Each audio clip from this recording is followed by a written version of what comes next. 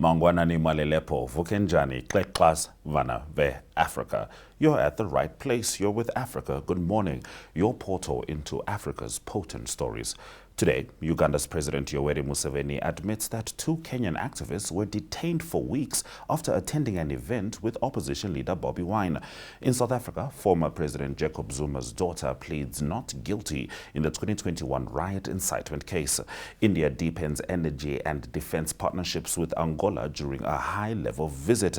Then in Zimbabwe, Talent got reports on job seekers' arrest, human trafficking crises, economic controversies, and the Warriors' new coach, Marian Merinica, plus an insightful interview in our AGM spotlight with Wilhelm van Niekerk from EMED Rescue 24. Watch AGM on DSTV 285, GoTV 25, ntvafrica.my.na, and NTV Africa on YouTube. That's Africa with a K. My name is Ashwin Berry. Top stories shortly.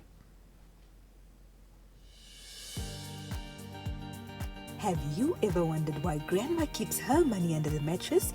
And why is Angela uninsured? The Namibia Financial Inclusion Survey 2025 will help us find all the answers. From 6 October till the 4th of November 2025, the Namibia Statistics Agency teams in uniforms with tablets will visit homes across all 14 regions to learn about financial access, informal banking and saving habits. Email us at info@nsa.org.na or at 061 431 3200.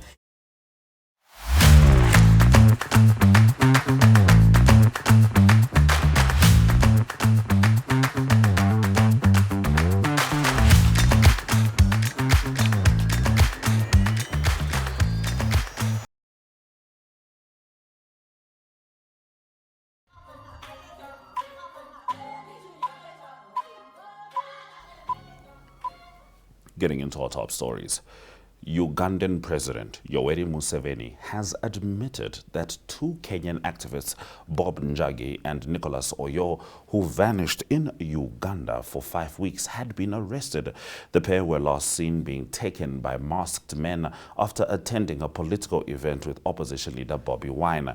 Their release was confirmed on Saturday after Ugandan authorities had previously denied detaining them. During a live interview, Museveni described the men as experts in riots who had been put in the fridge for some days. He said they were freed following calls from some Kenyan leaders.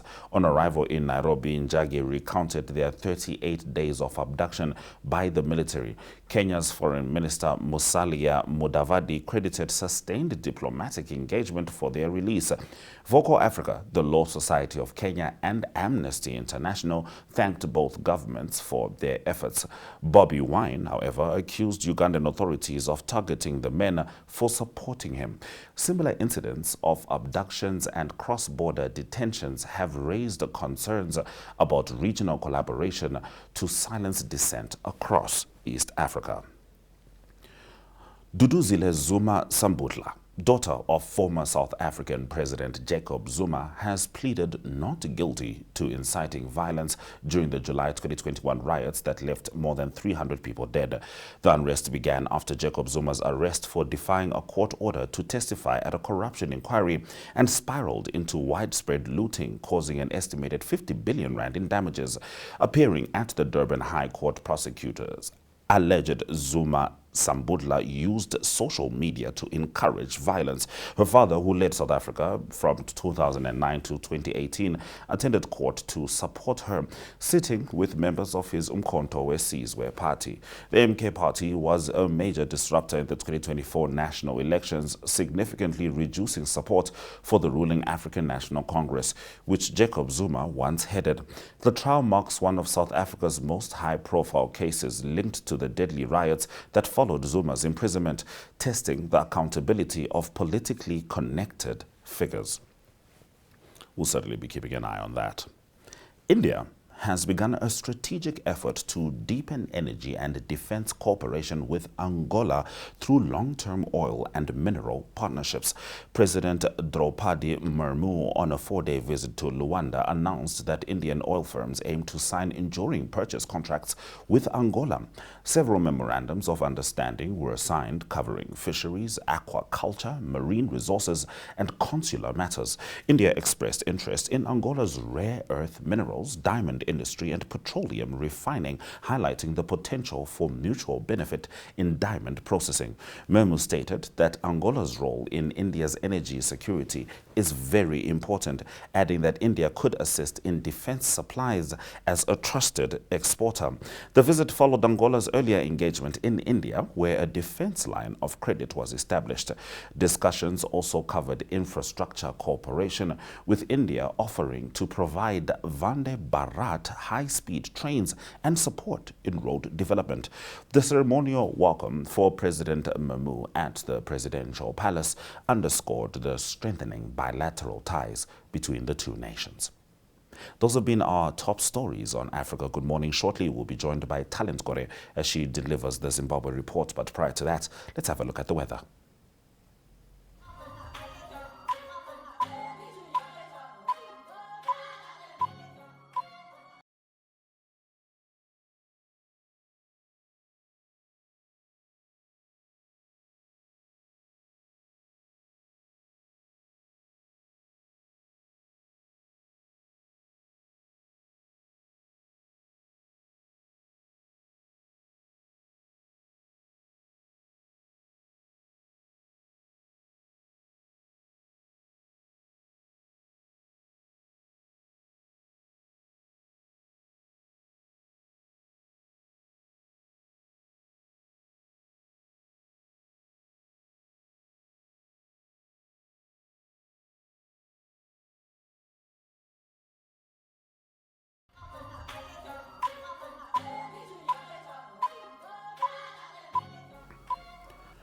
As promised, it's time for us to talk to Talent Gore as she delivers the Zimbabwe report. Talent, wamukase.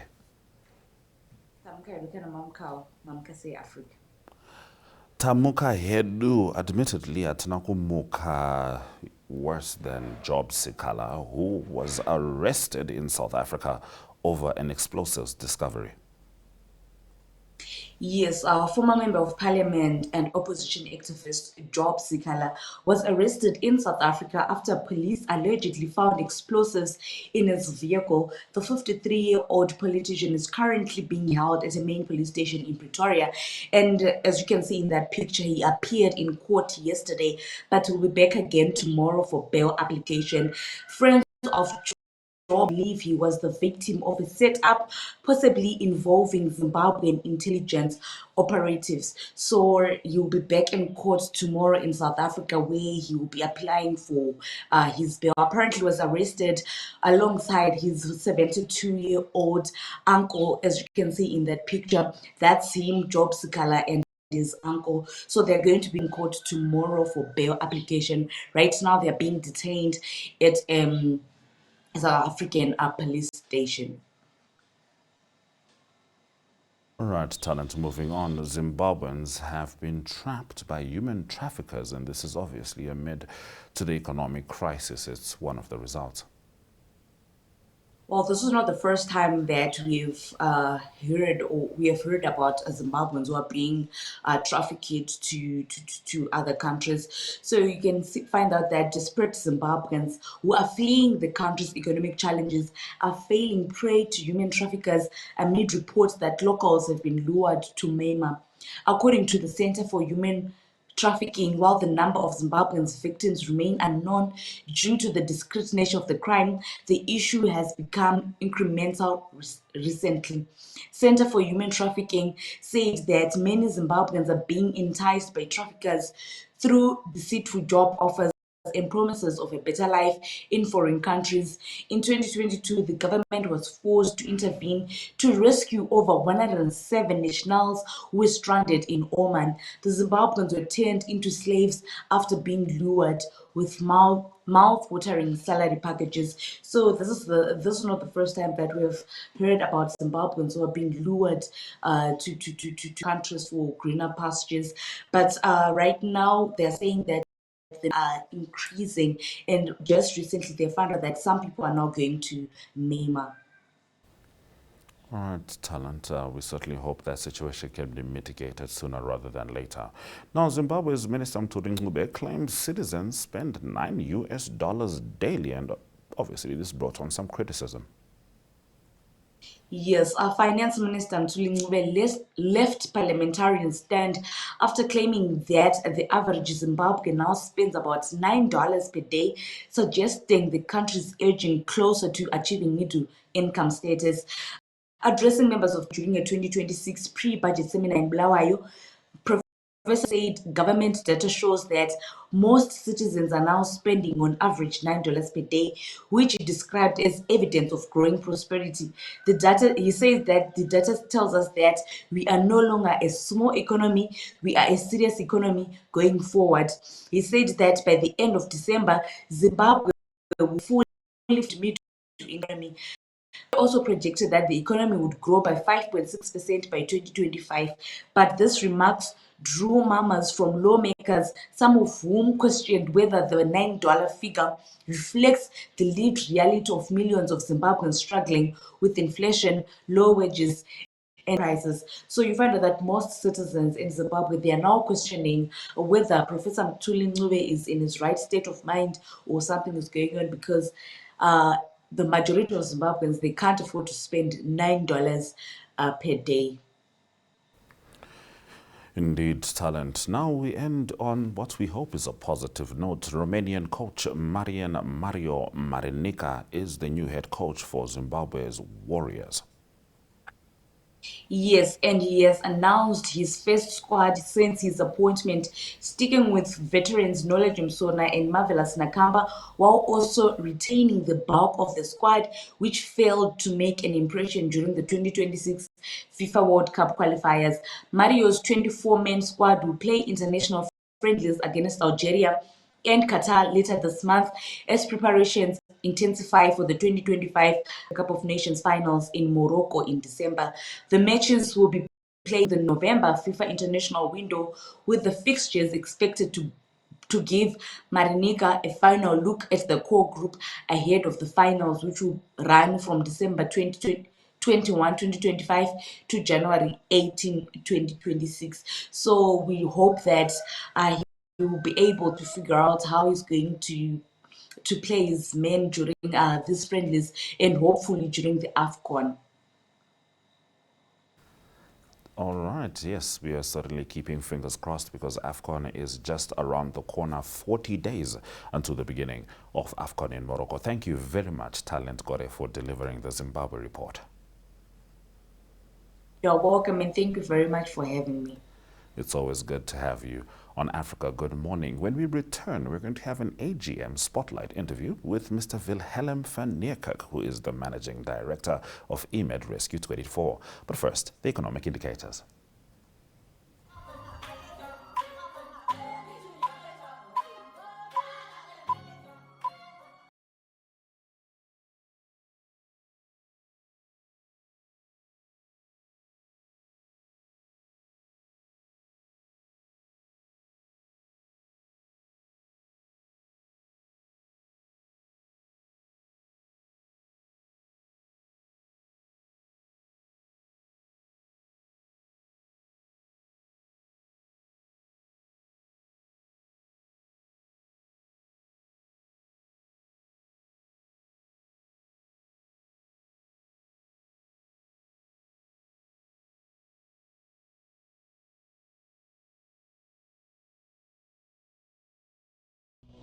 Life is unpredictable and one needs to be protected against any eventuality.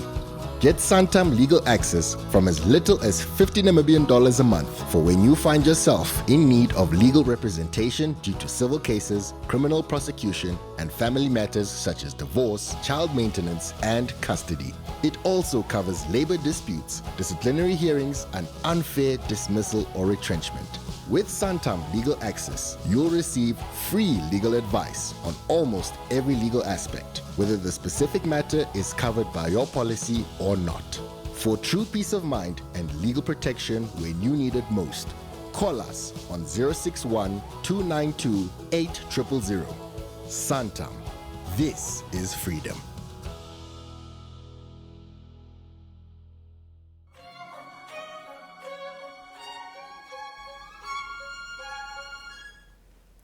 It's time for us to show you our AGM Spotlight interview with Mr. Wilhelm van Niekerk, who is the Managing Director of eMed Rescue 24, as we dug deep into the workings of this company and the essentiality of emergency responders.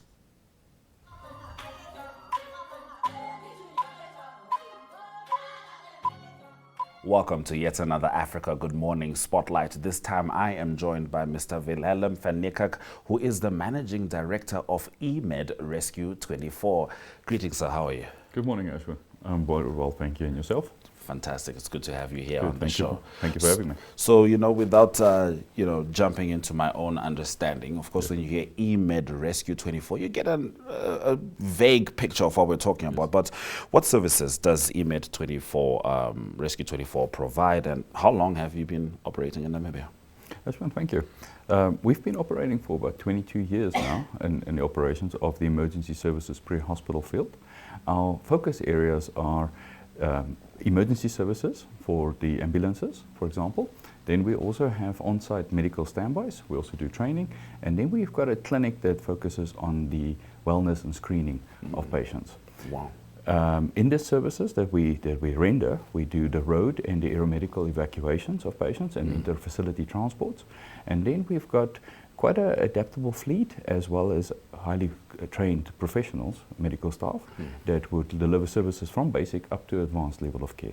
All right. I like that you say that, because I spend a lot of time on Africa Good Morning just looking at the news in various sectors, various health sectors around the world. A service such as this, for example, for an American would literally cost an arm and a leg. And because also you have a decentralized approach to what you do. So I have to ask, how do you ensure rapid and reliable emergency response to remote areas? A very good question.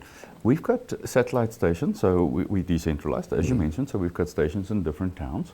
And then we obviously surrounding areas as well as the immediate areas covered by that. When an emergency call comes in, we also look at how will we approach this by getting all the information that is possibly available, as much as possible information, considering the road surface areas, considering day and night, considering if there's possibly a landing strip for an aircraft that can come in. So all of the information is then gathered, and as soon as we have that, we do informed decision on what's the best access to the patient, as well as what would bring the patient to the best definitive care facility for treatment. All right. Now, as you know, information is my job. And all right. Information is not possible without technology. Correct. What kind of technology and systems do you utilize to support your operations? We have an in-house developed system, actually, that does our case management system. So if a caller comes in, everything is done on an in-house system that we log all the details, all the information. It also captures past records as it goes. Then we also have the Panic application that we have available for download. When you register on this Panic app, and you push the button, we will get your direct location. We will also get your past medical history as well as medication that you're currently on. And the best part of that is your next of kin information. So should it be that the medics get on site and you are unconscious at that stage, we can also get a hold of your next of kin. Wow, that is incredibly efficient. Just before I continue, what's the relevance of the word 24, the 24 in your name? I'm assuming it's 24 hours. 24 hours a day. 24 hours 24 a day, which is fantastic, because I mean, it's not a health emergency if it's 8 a.m. That's right. in general, but of course it depends on what happens. How does, because obviously you don't operate in a vacuum.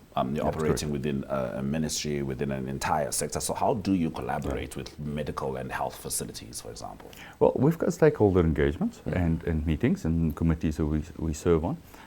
The whole intention is to enhance patient care and access as we go throughout the country. So we've got eMed medical staff sitting on committees and stakeholder engagements with the Ministry of Health and Social Services, Namibian Trading Authority, MVA Fund, as well as other services that we join, including actually Namibian University of Science and Technology, which offers the bachelor's degree in paramedics. So the intention is always to enhance patient care as well as client satisfaction. All right. Yeah, it's all encompassing, so to speak, and without a doubt, you end up assisting, not end up, in nature you assist the government as well in its operations, without a doubt. But of course, it's one thing to be in a business such as this. It's another thing to be able to approach it as meticulously as you ought to, because it's a very exact science. The room for error is It's very very small. very small margin Yes, for error. that's So correct. what kind of training programs do you offer with regards to your emergency, responders? On the training side, we first look at our internal development. So we've got an internal development program for our own staff, which we ensure that their skills, knowledge, and mental and physical awareness stays up to date, and that they are doing well, firstly. And then we also have outside training programs for the public, where we are registered with the Allied Health Professions Council to offer the intermediate life support course, which is one of the courses that you require to get into the pre-hospital field on ambulance work. Then we're also registered with the Ministry of Labour as an authorised inspection authority for the levels of first aid, basic fire extinguisher training, which is part of firefighting.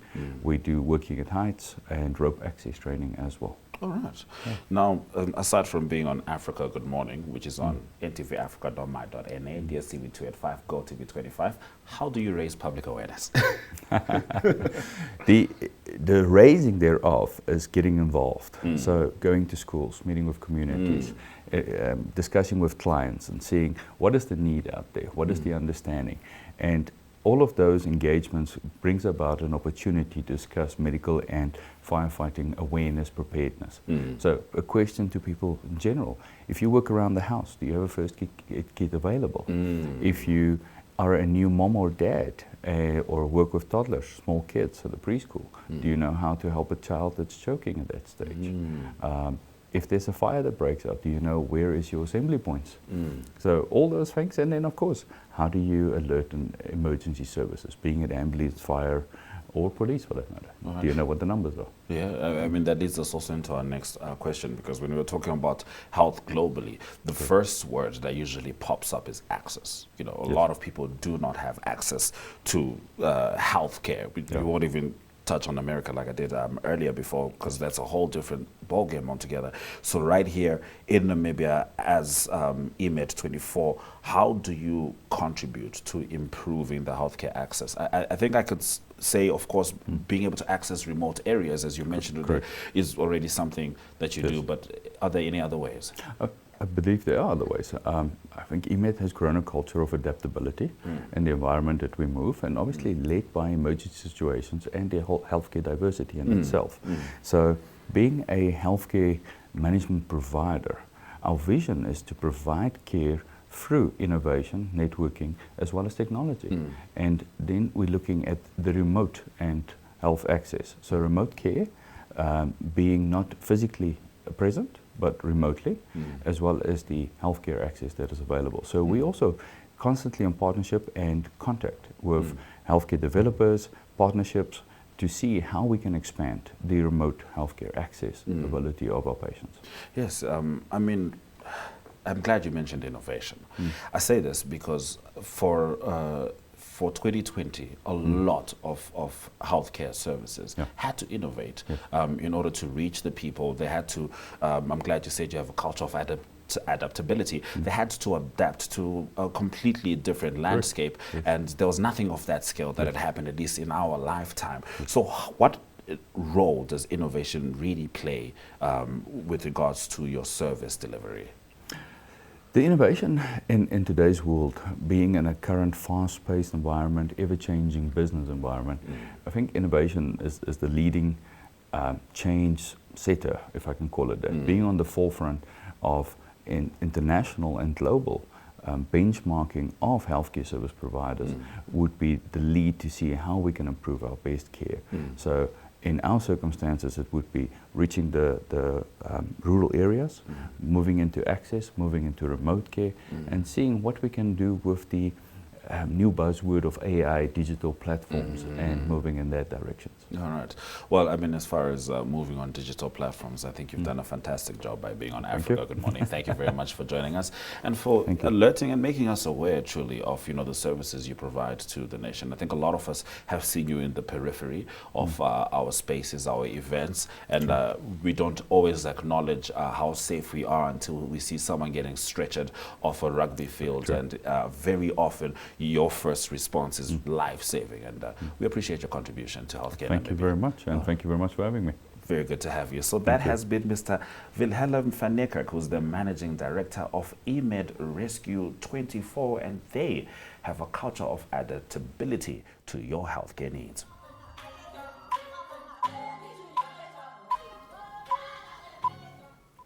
And that's how we wrap up the show. Thank you for joining us on DSTV 285, GoTV 25, oneup2.com, and ntvafrica.my.na, as well as NTV Africa on YouTube. My name is Ashwin Berry. Tomorrow, we get into Botswana with Rorisang Mohojwe. And of course, we bring you top stories from across Africa and our AGM Spotlight interview with George Kamati of Ongopolo Mining.